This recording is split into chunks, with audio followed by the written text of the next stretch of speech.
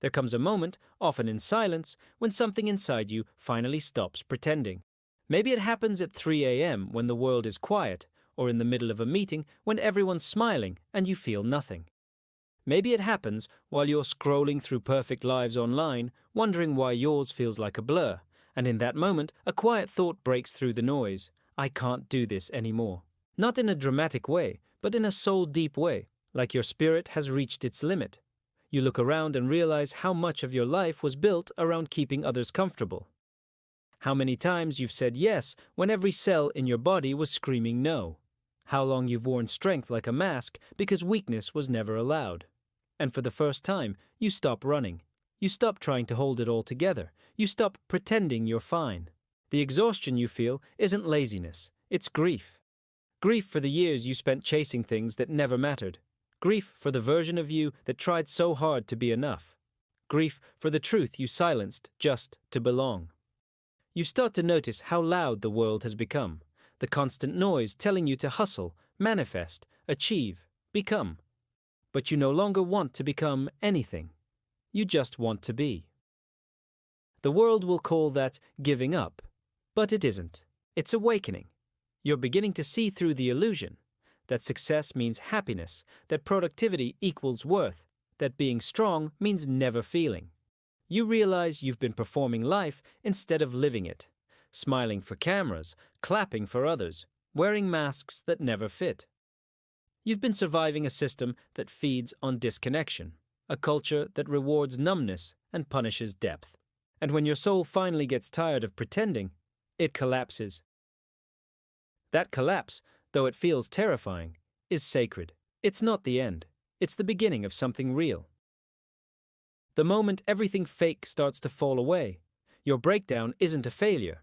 It's a rebellion. It's your soul saying, no more. No more betraying yourself to be liked. No more shrinking to fit into spaces that were never meant for you. No more carrying the world's expectations on a spine that's already aching.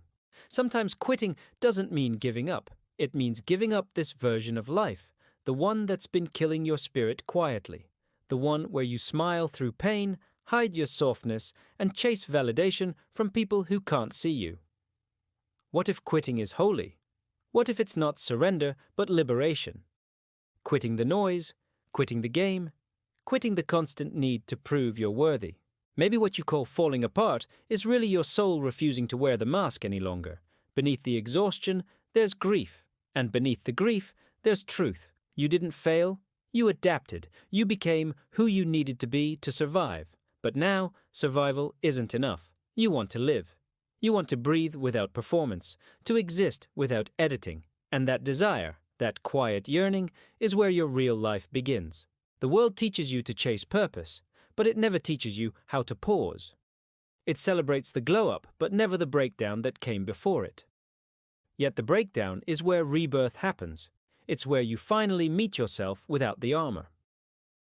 It's where you begin to understand that maybe you were never meant to thrive in this shallow version of reality. Maybe you were meant to feel everything others avoid. To break beautifully, so you can rebuild honestly. The people who break are the ones who discover what wholeness truly means, because wholeness doesn't come from perfection. It comes from honesty. It comes from standing in your truth even when it shakes. Real strength isn't endurance, it's vulnerability. It's saying, I'm tired, and letting that be enough. It's admitting you're lost without apologizing for it. It's trusting that collapse is not the end of your story, but the start of your return. The desire to quit life is often not about death, it's about rebirth. It's your soul saying, I can't keep living like this. You're not meant to die, you're meant to shed, to let the false layers fall away until all that's left is what's real. That kind of transformation isn't pretty. It's raw, it's quiet. It's you sitting on the floor at midnight, realizing you don't want to go back to the person you were. It's you choosing rest over performance. It's you saying no without guilt. It's you crying without needing to explain. It's you finally stopping long enough to hear your own heart. That's not weakness, that's truth. And truth, no matter how painful, always heals. Maybe you were never supposed to be understood by this world. Maybe you were meant to see through it, to rise from it, to build something softer, truer, freer. The world tells you to be strong, but real strength is softness that survives. The world tells you to move on, but real growth is standing still long enough to feel. You don't need to fix yourself, you need to remember yourself. You need to remember that your worth was never tied to what you produce, how you look, or how well you please others. You were not born to perform, you were born to be. And maybe that is what this whole collapse is teaching you, that peace isn't found in control, but in surrender.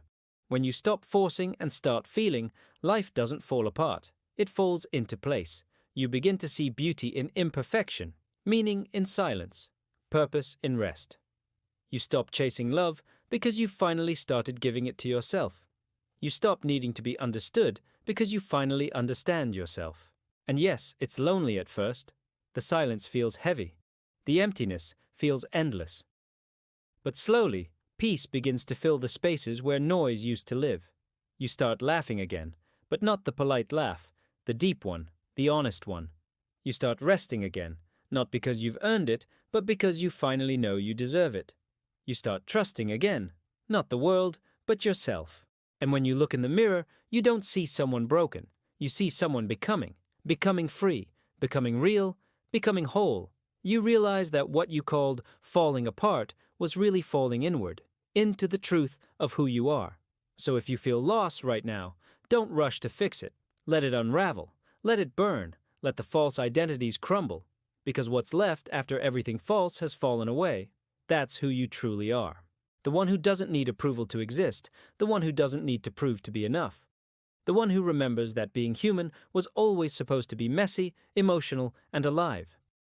You are not weak for wanting to quit. You are awake. And awakening hurts because it asks you to unlearn everything that kept you asleep. But on the other side of that ache is freedom, the kind that can't be sold or taught or performed, the kind that simply is. So no, don't quit life. Quit the version of life that required you to abandon yourself. Quit the noise, the pretending, the endless performing. Quit so you can begin again, raw, unfiltered, unedited, because this breaking, this burning, this becoming is not the end. It's the most honest beginning of all.